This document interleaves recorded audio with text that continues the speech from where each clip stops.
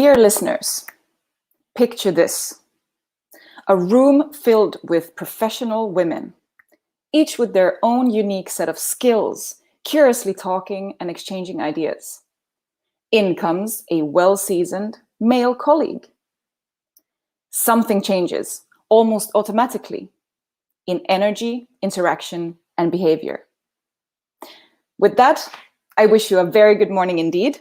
Thank you so much for tuning in on this podcast on the theme of empowering women through food and social gastronomy. This episode is the first of many in the series to come, thanks to the support of the Nordic Talks, the Nordic Council of Ministers, and the Social Gastronomy movement. My name is Edith Salminen, and I'll be your moderator today. I'm a food culture strategist with a background in the social anthropology of food and gastronomic sciences.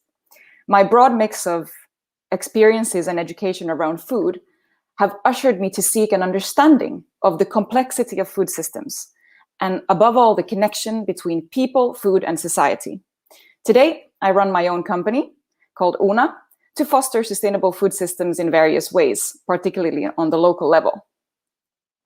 But now, let's put the focus on three other highly competent and skilled female professionals. We have Carolina Wimejd, Sally Burden, and Lena Freiblich. These women all have unique experiences and paths connected to food, but they undoubtedly have one thing in common, and that is the conviction that equality and equal rights between genders is a virtue. It's something that ought to be given, but has to be fought for. These women have all made great impacts in penetrating traditionally male-dominated contexts, such as running a successful business, leading opinion, creating knowledge, and new norms. And together today, we will shed light on this enormous topic, which actually should be called a systemic issue to be more correct, that of female empowerment and equality in the context of food. Now, let's begin. So, Carolina Wimejd, after spending 12 years in the hospitality industry between Lithuania and the United Kingdom, you now run your own company, Vila Komoda, in the seaside resort town of Palanga, Lithuania. And Vila Komoda is a historically family-owned home, as well as a renowned seasonal food restaurant, which you co-founded in 2018 with your husband partner, Chef Martin Meid. Carolina, please, just to start off, what motivates you the most in your daily work at Vila Komoda as a business owner in connected to our podcast team today? Hi, good morning to everyone. Thank you so much for having me this morning. I really appreciate it.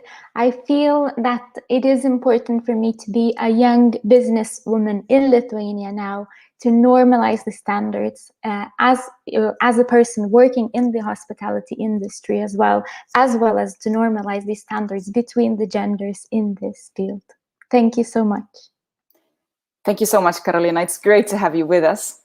Sally Burden, you are a multidisciplinary professional, a biologist, ecological economist, and a teacher working on creating a just present based on citizen-centered societies and economies that produce locally and connect globally.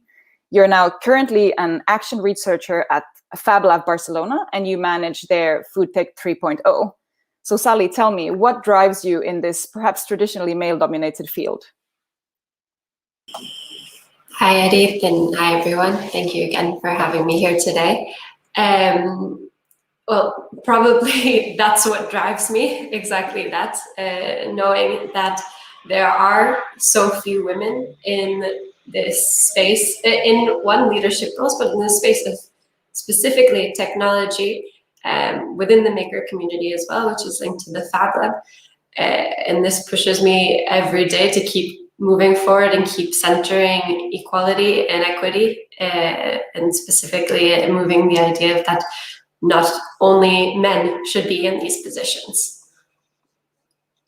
Thank you so much, Sally. We're very happy that you could join us here today. And last, but certainly not least, we have Lena Freiblich.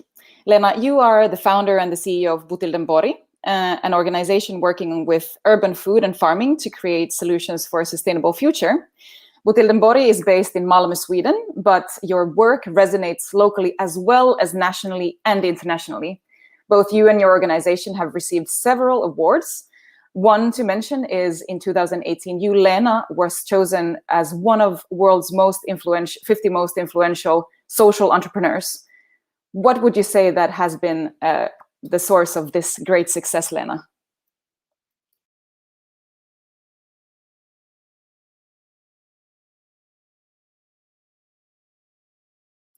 Lena, you're muted.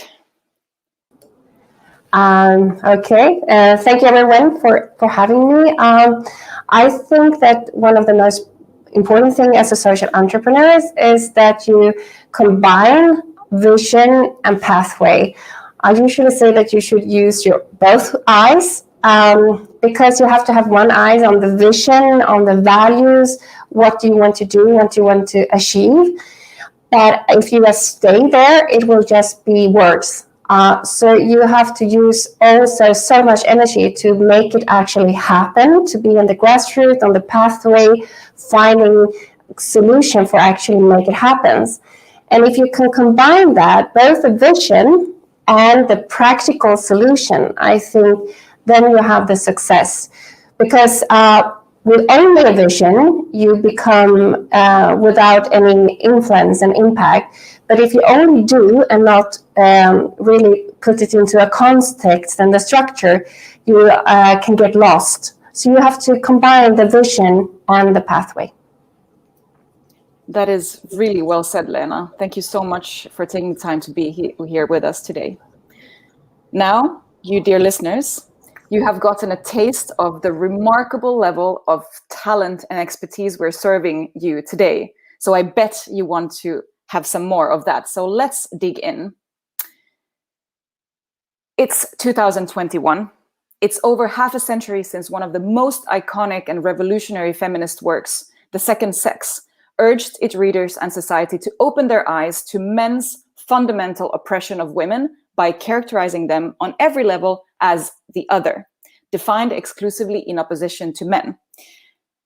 And we're still here, living in a world where women in many sectors, but perhaps especially in the food industry, work under unequal, even oppressive conditions in relation to their male colleagues, receive less attention than their male peers for their accomplishments, and struggle to meet equal wage levels. This, and I quote from a 2020 CFS scoping paper on the topic, despite the significant role and responsibilities that women assume and are ascribed in food systems, end quote. So Sally, I'd like to start by asking you, how do you think we can create the context or the spaces where we can sort of hack the system, which is still today male dominated, and perhaps specifically in your field of tech and science?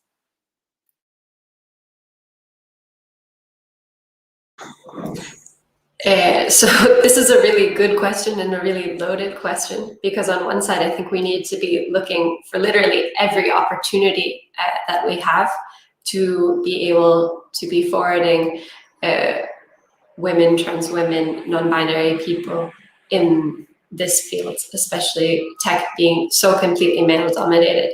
But specifically within the Food Tech 3.0 project, which is an accelerator lab for the Food Shift 2030 EU project, we have designed from Fab Lab a sort of combination incubator accelerator program that has put as a pillar having equity.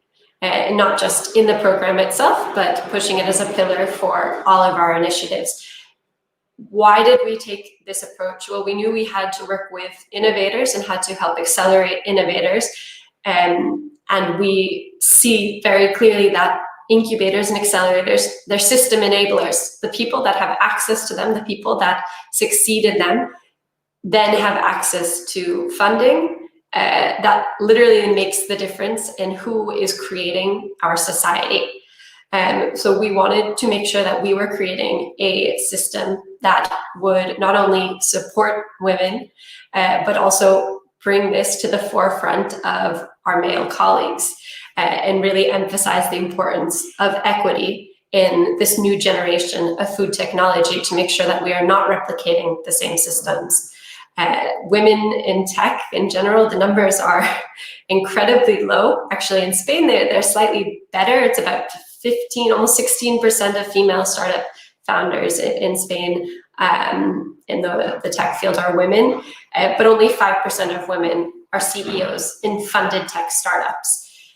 And we really wanted to see, okay, how can we work to change this? Well, we help put women into this space where funding is more accessible and where these conversations and this networking is happening. And we also try to find other women as mentors in the program to serve as role models, to support the women that are in the program, but also to show to men that are entering into the program and entering into the sphere that we have an incredibly valuable apportation in this area, and that needs to be taken more seriously and prioritized. Thank you so much, Sally. So funding is a key there to take from Sally's speech.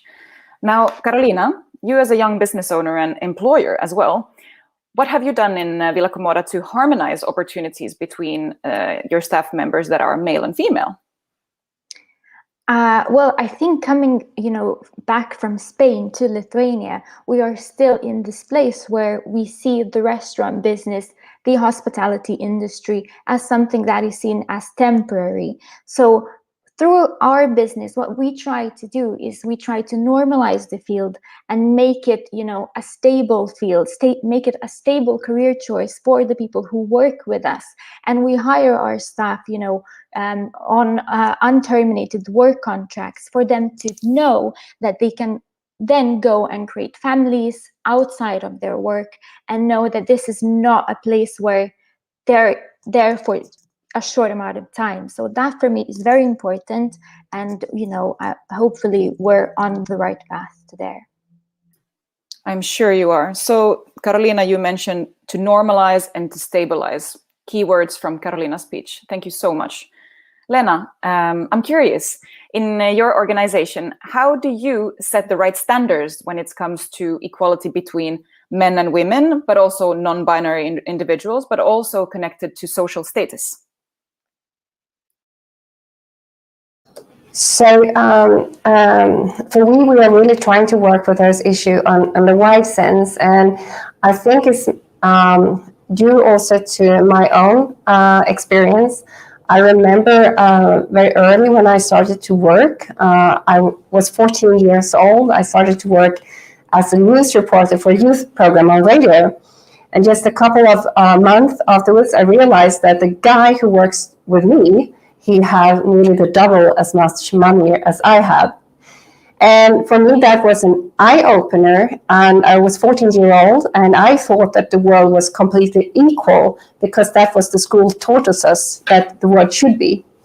So from then, I looked so much to structures in the society. And during a lot of years, I was also a very angry person because I saw those structures and how they affected women in all kind of issues.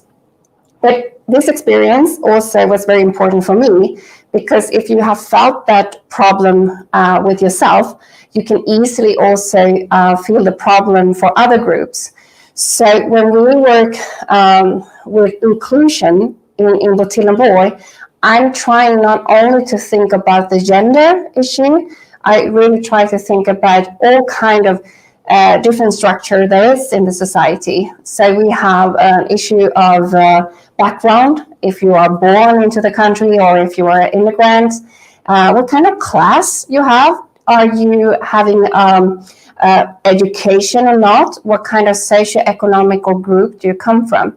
All those kind of things are super important in how you are taking on society, but also how the society looks upon you. And what we try to do in Botildenborg is that we really try to work with different kind of groups. We have a lot of immigrants coming. We have kids. We have youth. We have people from the university. We have people with we have people who not even can read and write in our activities. And for me, I think it's important that we look at all those kind of structures and to try to make something better for everyone. If you really want to make an inclusive society and equal society, we have to think of all those kind of structures together.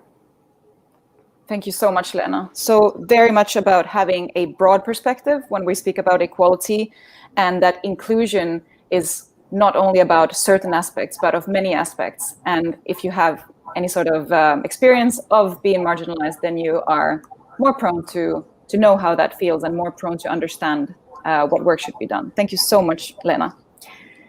Something that might be interesting to you, dear listeners, is that research shows that female empowerment is directly linked to healthier societies and more resilient food systems, whereas determined sort of traditional gender roles can paralyze human development by creating and reinforcing assumptions about people recognition in society, but also the range of roles and opportunities that are open to them. And that it is both men and women and all other individuals who are equally responsible for either sustaining or transforming these assumptions, and to work with new mental frameworks and actions. So, and understanding this is really the key to a paradigm shift. All right, so now there is no doubt that all three of you, my dear speakers, have done remarkable work in your respective spheres and therefore serve as role models, not just for women, but for men likewise. Talking about women in leadership positions and female leadership strategies, I'm curious, are there any defining moments in your lives or your careers where seemingly mundane decision, action, statement, or of some sort has turned into a big thing that has created a lot of impact and perhaps also unexpectedly connected to female empowerment? Carolina, I would like to begin with you, please. Oh, thank you so much. So I really wanted to share this story with you all because I feel that it is such a day-to-day story, but it makes a huge difference to me in my life and in this field as well. So working in our company, we have hired a restaurant manager who's been in this field for 12 years altogether. And after working with us for 3 months, she came into my office one day and she said that she finally now feels stable and entitled to having a family. And then through the 3 years that we have now spent together in this business, I witnessed her get engaged. We danced at her wedding. She just bought a house, and I hopefully she knows and she feels that at this company where we are and in our business, there will never be a motherhood or fatherhood penalty there. Wow, that is truly inspiring. And if this employee of yours is listening, congratulations. We salute you. Sally, what comes to your mind? Do you perhaps have a specific moment that you would like to share with us? So I was trying to think of one specific moment, and I realized that for me at least, there isn't one.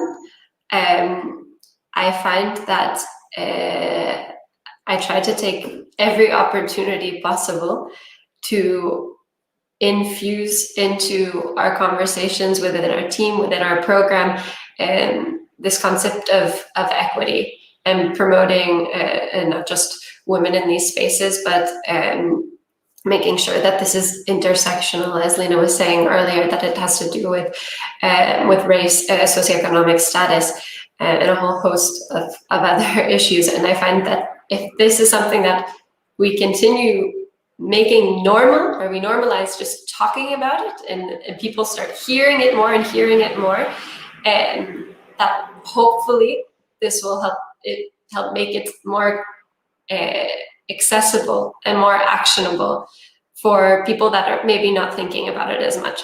So I try to think of almost any moment that we're speaking with our innovators or we're speaking within the team to find that opportunity, because you never know when that might have this impact of a female empowerment or individual or team empowerment. And if you don't look for these opportunities, you don't take them, well, then they're not going to happen. So I think the message being that just trying to find these moments constantly, thinking that everywhere could be a moment for empowerment. That's a really great way to put it, and I fully agree that every moment should be a special moment, and every moment is a chance to make a difference. All right, over to you, Lena. Would you care to share an experience from your life or from your career? Yeah, I think of it. One of the things that I learned is it's good to listen to others, and it's good not to listen to others. When I started as an entrepreneur, I did not really have any female role models that I knew or that I really could look up to. I think the closest one who was an entrepreneur was my husband. I looked to him and we had a lot of discussions. But I also was looking for quite a lot of help, having mentors and people around me that doing a lot of things. And I remember nearly everyone was pushing me very hard to be tough. And I guess it's maybe both because they were not sure that I had enough clear leadership, I guess, but also that we're working with social issues, and that is a bit soft. So I remember so many people say that, oh, are you starting to work with that company? Remember, you have to be tough, you have to demand, you have to make very clear what your demands are, and so on and so on. And I was a bit scared that, okay, so that is what it's like to be an entrepreneur, that you have to be very strict and like this. And I tried to do a couple of those things into, I don't know, I guess I took on a jacket that was not really mine because I thought that was the way you should be. That was the role models I've been looking, they're being quite tough in their negotiations and leadership. And that became a complete disaster.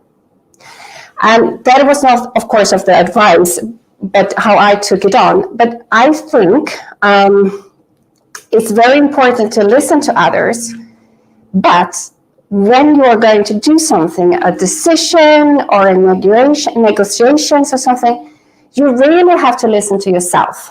What do I want? What do I think is okay? What is, my point of view on this? And even if you listen to others' advice, you have to go to yourself, because then you are so much stronger and clearer in your demands or in your negotiations. And so I learned that you have to find your own kind of leadership and not listen too much to 30-year-old men saying that, oh, you have to do this, and you have to do this, and you have to do this. You have to really say, okay, is this me? How do I want to run this? And to find the answers in yourself, because then it will be clear what your standpoint is, and you will be more successful. And I think that this is a bit due to that I am a female.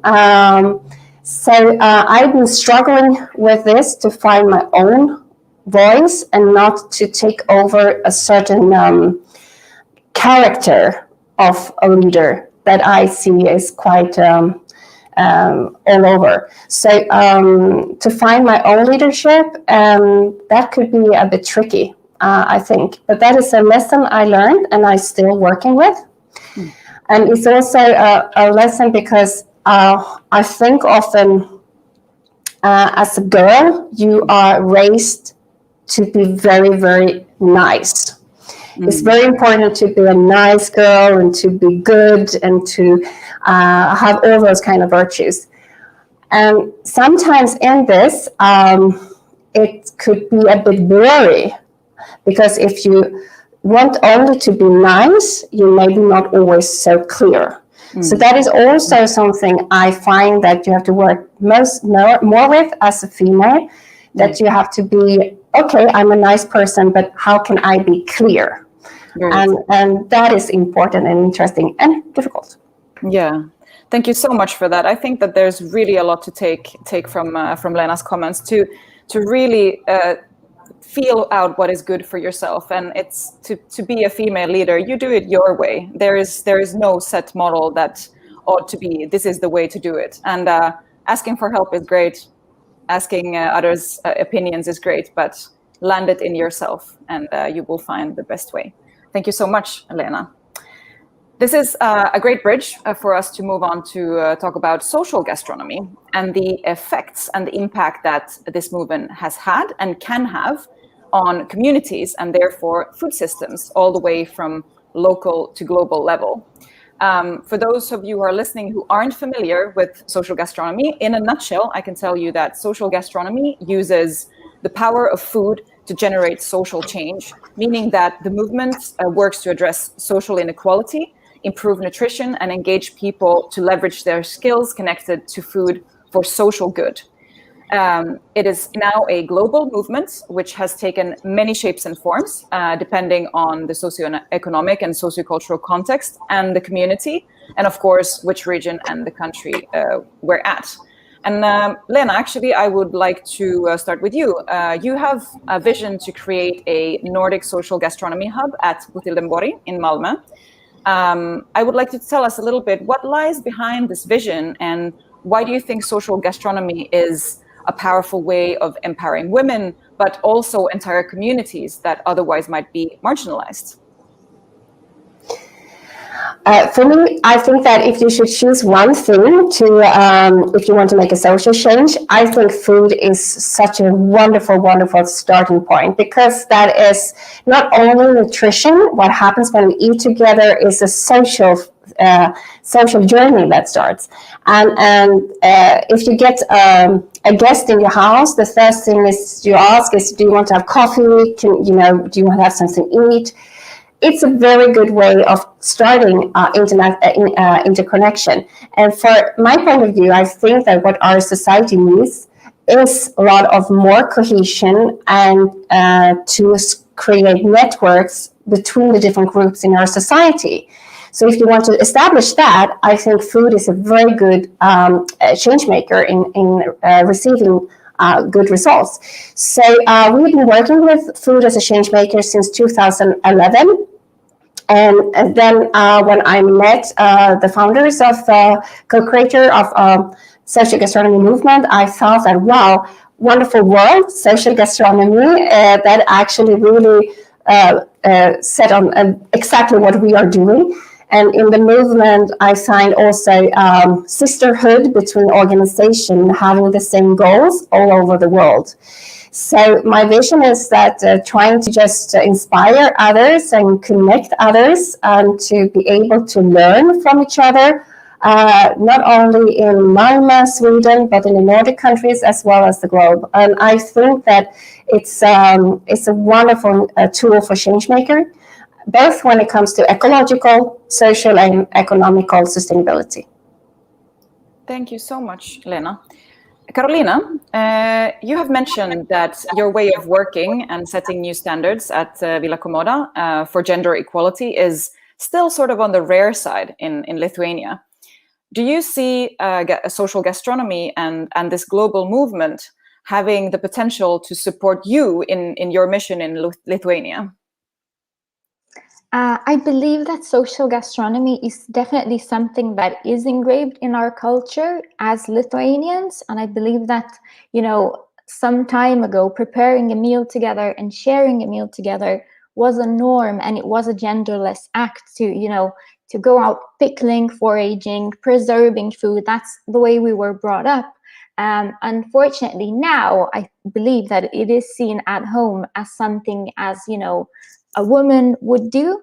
I'm happy to see that some of the country's best restaurants are trying to revive this movement and kind of, gather all the people into the preparation of food and serving it, and through the traditions that we have of serving food.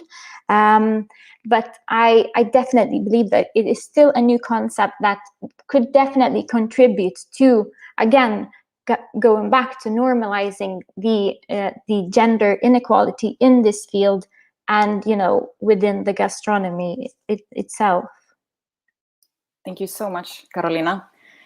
Sally, social gastronomy is something that one might refer to as a soft tool and soft power, and Lena was already mentioning this slightly before. And these types of social and or community projects are traditionally more women-centered. And due to this, and related to the gender bias, projects and initiatives of this soft nature may be regarded as not as valuable or less important. How do you think we could work towards changing this? So I think on the one hand, we need to start emphasizing how we cannot just have hard skills and soft skills. They need to work together. Also, I think we should maybe just eliminate in general this title of hard skill and soft skill, because it automatically gives the impression of that one is more tough, more important, and therefore more masculine, and the other is more subdued, slightly less important. And these are the areas that traditionally women are selecting. When we think hard skills, we think engineering, design, and architecture. And we see this a lot in the food tech side of things, and in spaces like Fab Labs, where you have this very high-tech component. And then on the other hand, as you were saying, well, you see women in more of these community organizing roles. You see women pushing the food movement from their homes in this space of unpaid labor. And now in the professional realm, you see women also in this space of food, but it is still often in thinking more holistically about sustainability, about all of the different types of impact.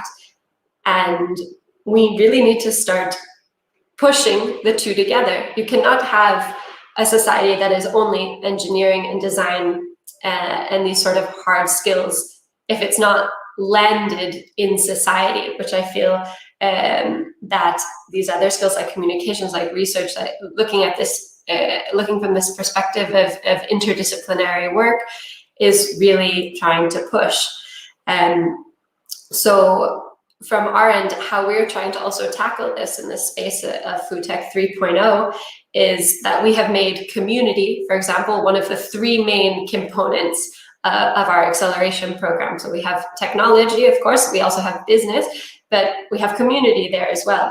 And it's to emphasize that this having community, creating community, all of the work that goes into being part of community and centering it is an essential skill.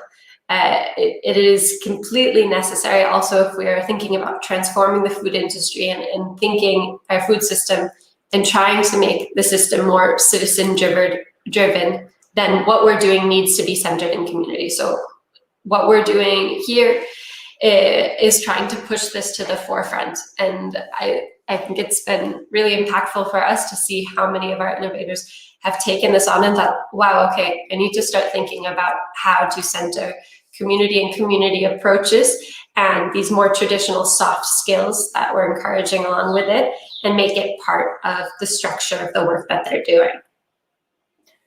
That's great. Again, very much about breaking mental frameworks that aren't necessarily reflecting the truth, or really amalgamating these so-called soft and hard skills, because both of them are interconnected and need each other to prosper. All right, ladies, so let's take this topic with us and move on to talk about work life and employment within the field of food. Now, it's no news that the food industry in many ways is a rough industry for anyone, no matter the gender. That said, it is an industry of opportunities for many. It's a gateway in many countries into the labor market. However, the nature of the industry, its conditions, the culture is rough and sometimes truly unforgiving. It's an industry that can blossom or crumble overnight, and nothing has made it more obvious than the corona pandemic. The industry is suffering hard globally, and many people have lost their jobs, their livelihoods, and some, therefore, their entire lives.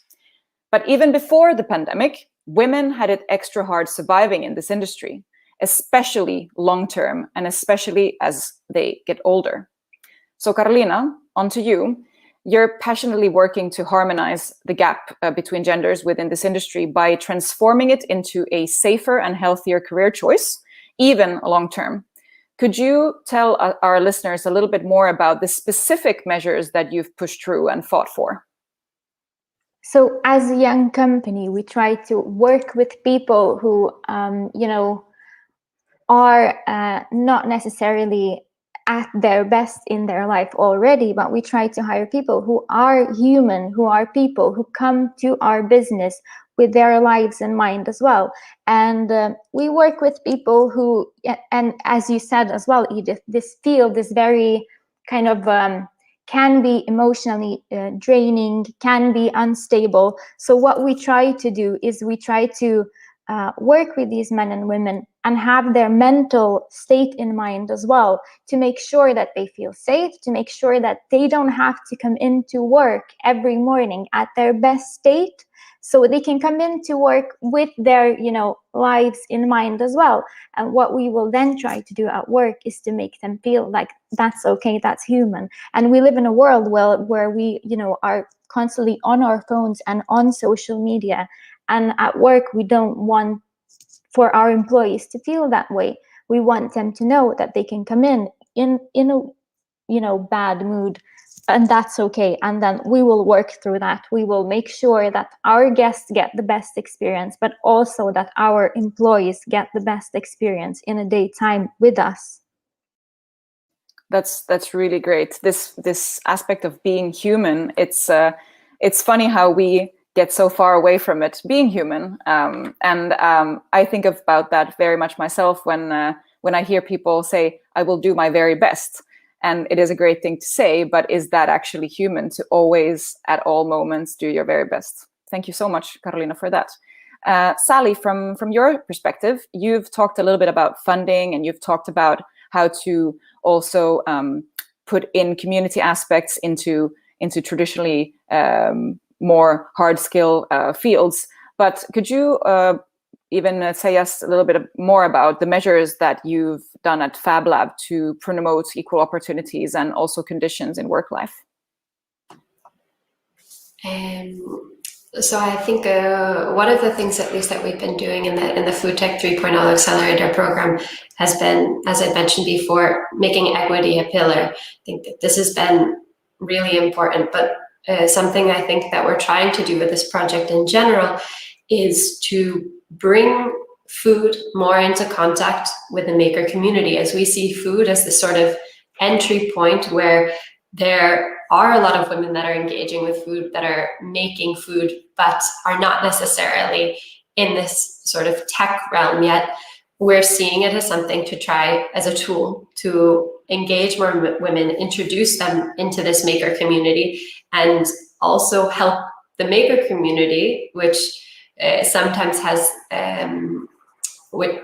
this really, really heavy tech component, trying to see if there's acceptance of food and working with food as part of the movement, and hopefully use this as an entry point for also introducing more women into this field. And it's something that from Fab Lab Barcelona we've also done in projects like Fab Textiles and Fab Academy that work with textiles, as we've seen that traditionally women feel more comfortable interacting in the space of technology through textiles, because it is not as kind of stereotypically male as some of the other programs that really emphasize electronics and coding. And so we're trying to kind of combine this similar approach. But I think this is always a work in progress. I mean, here we prioritize prototyping, testing, iterating, repeating. We're constantly trying things, seeing how they work, and trying again, and doing this at a fast-paced level to make sure that we can actually see, okay, has this worked? No. All right, how can we change it and try to actually create change? So we're doing this in our projects, but we're also using this as sort of a a pathway for our teams to see how we can introduce these concepts more here within the lab. We're really encouraged here to try things in this way, seeing how it works in the project and seeing how it works in the team. And I think we're incredibly fortunate to be also working on a team that has so many strong female leaders. One of our coordinators is an incredibly powerful woman, my supervisor as well. We have several team leaders that are occupying this space, and we're trying to see more and more how we can transmit this into this more harder tech environment.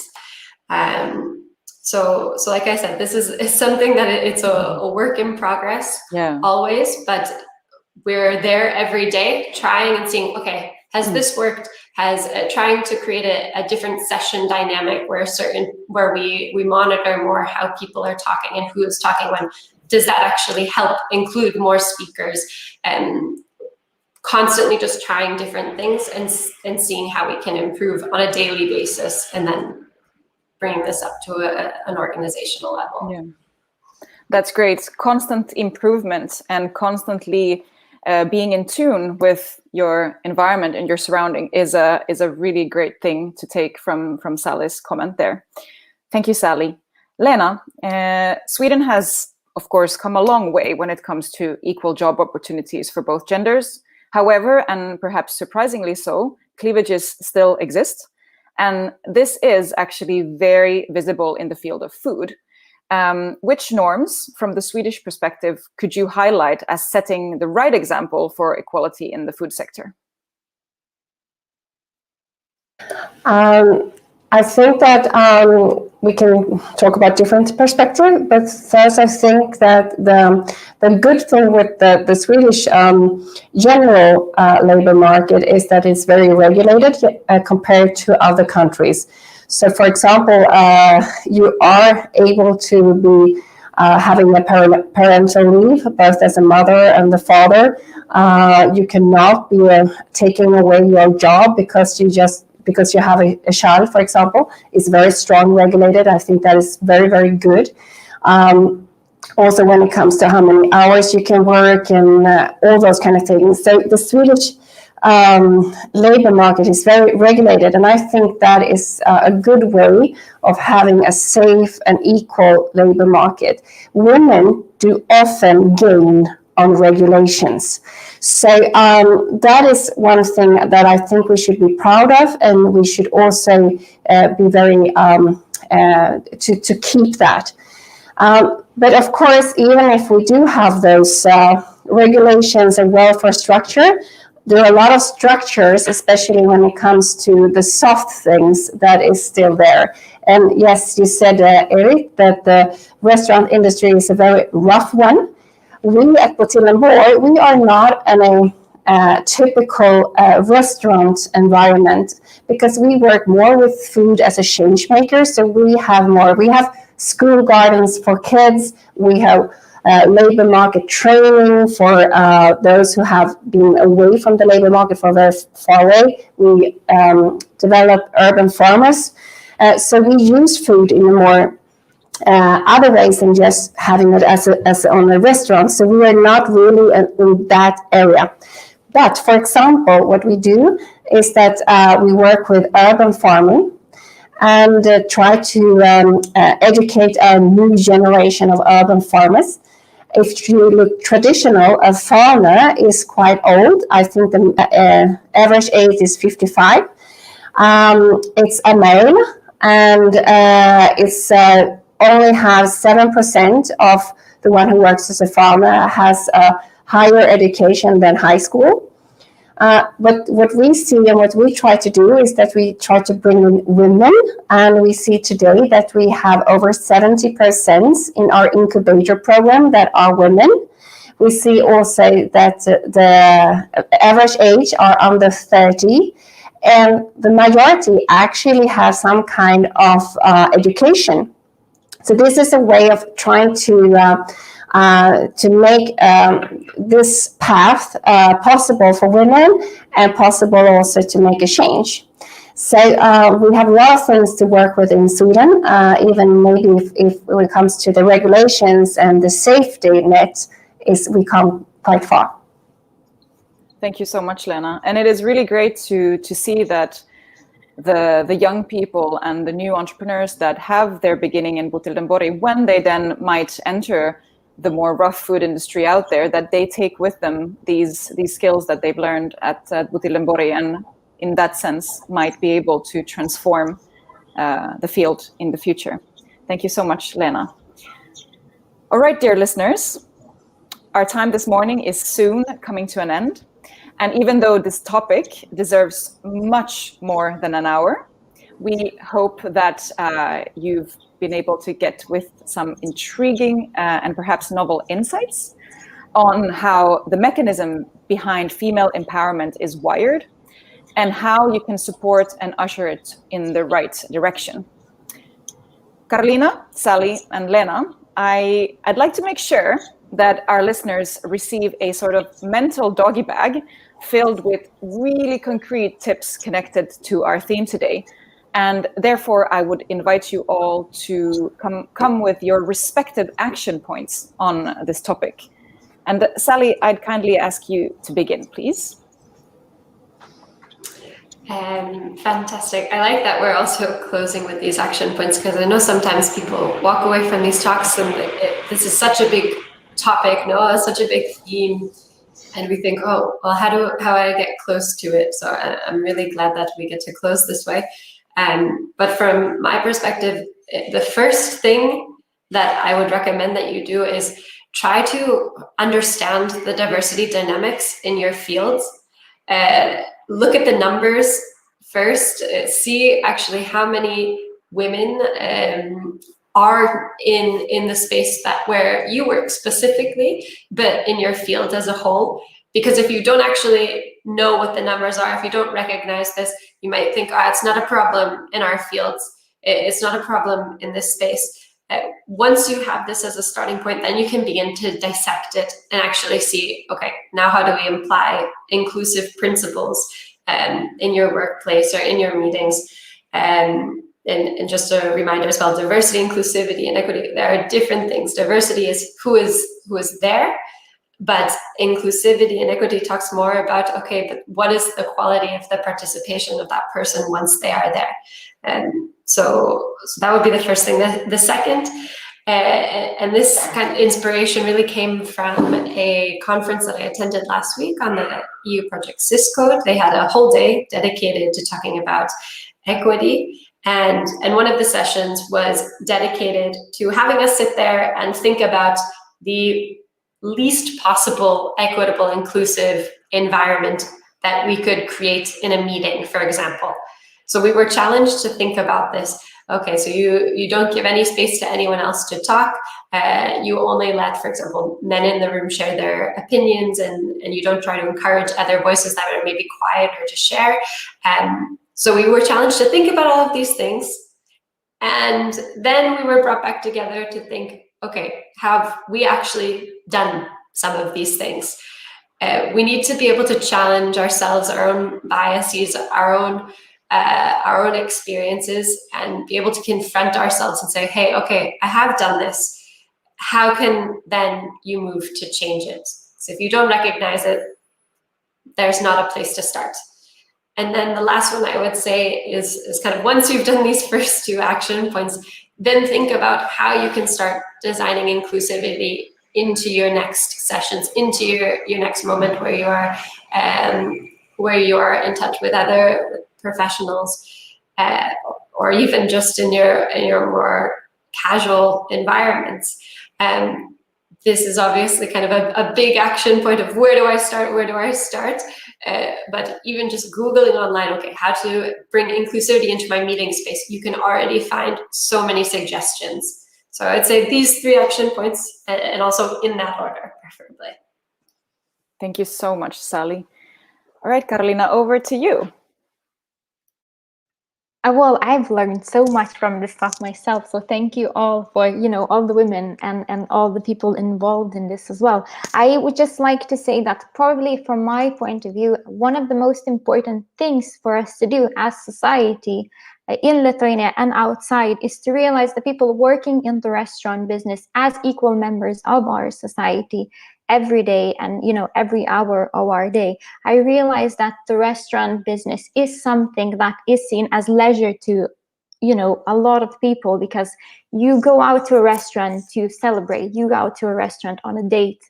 But these are the people who are people also after you leave the restaurant. These are the people who want to be included in our everyday life. These are the people who want to feel as equal as someone who is working in finance. So just to understand that, and for people who work in the restaurant business to understand that they are just as human as the rest of us, as the rest, of the societies and the people who work in this industry in the world. Thank you so much. That's really inspirational, Karolina. Thank you. And now, Lena, I invite you to put the cherry on top with your action points, please. Thank you. My action point is in the context of female leadership. So my first action point is that, of course, listen to others, but take your own decision. It's very important that your decision is with your heart and not another person's heart. So listen to others and then make your own conclusion and stick with your decision and conclusions. That's my first action point.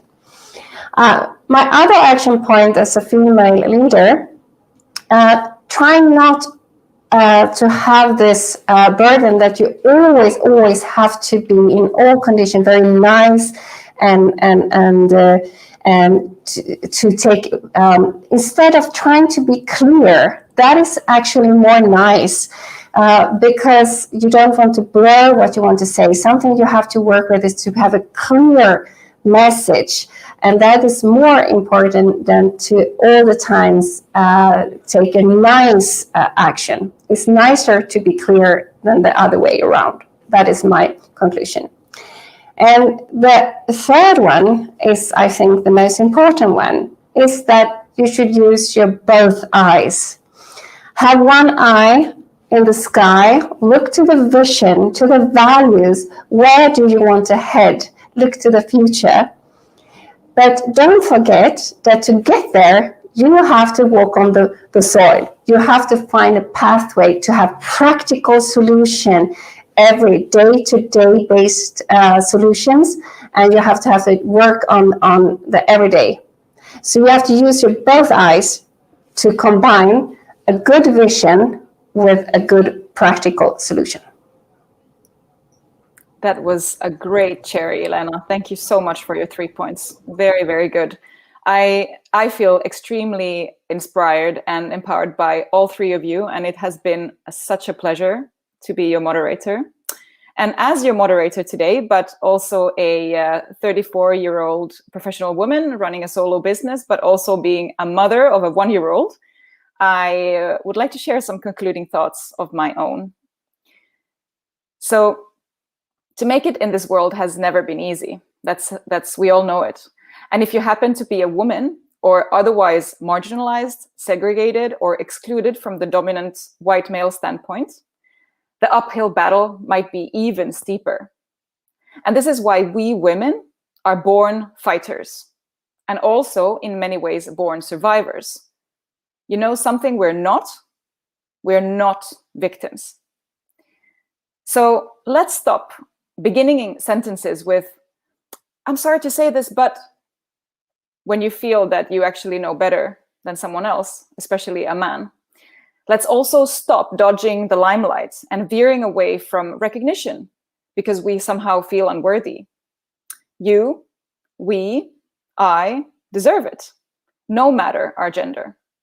And when in doubt, or when the feeling of incompletion eats you from the inside, because I really know it does, I'd like to invite you to take a pen and paper and really write down, list the many things that you've done, that you've succeeded in, that you fought through and perhaps even failed at, but grown from, and really look at that. And while you're doing that, don't take or let others take seemingly easy things for granted. Because if you do, then you're only feeding the problem. And remember, we can make it as women just the way we are. We don't have to become men or something else to do so. We also just start to believing it ourselves. So Simone de Beauvoir created her work around trying to decipher and locate the source of these profoundly imbalanced gender roles. It is our job today to shape, to create, and to support new transformative structures that will recognize women equally to men and therefore produce inclusive people, not gender-based societies and food systems.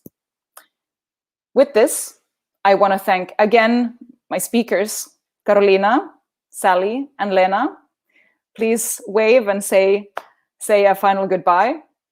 Get in touch with these amazing women and get to know their work even further, because they have done so much more than we could possibly have entered in this 1-hour talk. I want to also thank the Nordic Talks, the Nordic Council of Ministers, and the Social Gastronomy movements for the support for this podcast series.